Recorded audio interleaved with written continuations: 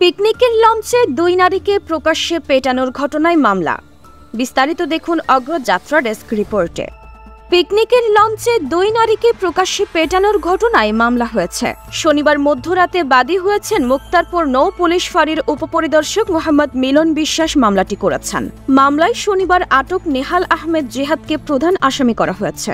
এই এক আসামির নাম উল্লেখ এবং ২০ থেকে ২৫ জনকে অজ্ঞাত আসামি করা হয়েছে। মুন্সিগঞ্জ সদর থানার ওসি এম সাইফুল আলম জানিয়েছেন, নৌপথের ঘটনা বিধায় মামলাটি তদন্তের দায়িত্ব দেওয়া হয়েছে মুক্তারপুর নৌ পুলিশ ফাঁড়ির উপপরিদর্শক ইমরান আহমেদকে। মামলাটির তদন্তকারী কর্মকর্তা জানিয়েছেন, মামলার পর আটক নেহাল আহমেদ জিহাদকে গ্রেফতার দেখিয়ে রোববার দুপুর ১:৩০টার দিকে ৭ দিনের রিমান্ড আবেদন করে আদালতের মাধ্যমে জেল হাজতে পাঠানো হয়। বিচারক মুন্সিগঞ্জের senior judicial magistrate Shahidul Islam পরবর্তী কর্মদিবস সোমবার রিমান্ড শুনানির দিন ধার্য রেখে আসামিকে জেল হাজতে পাঠিয়েছেন। পুলিশ জানায়, যৌন নিপীড়ন, নির্যাতন ও ভয়ভীতি দেখানোর অপরাধে নারী ও শিশু নির্যাতন দমন আইনের ১০ ধারা তৎসহ ১৪৩, ৩২৩, ৪২৭, ৪৪৮ এবং ৫০৬ দণ্ডবিধি ধারায় মামলাটি করা হয়েছে।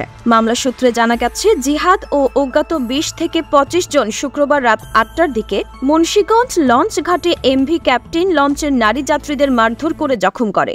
ওই ঘটনার ভিডিও সামাজিক যোগাযোগ মাধ্যমে ব্যাপক ভাইরাল হয়। গণমাধ্যমগুলোতেও গুরুত্বের সঙ্গে প্রকাশ পায়। পরে শনিবার দুপুরে জিহাদকে গ্রেফতার করে পুলিশ। পুলিশের সূত্রে জানা গেছে, ঢাকার দক্ষিণ কেরানীগঞ্জ থেকে একটি লঞ্চ ভাড়া করে চাঁদপুরের মোহনপুরে ঘুরতে যান কয়েকজন। ফেরার পথে মুন্সিগঞ্জ লঞ্চ ঘাটে কিছু কেনার জন্য থামেন।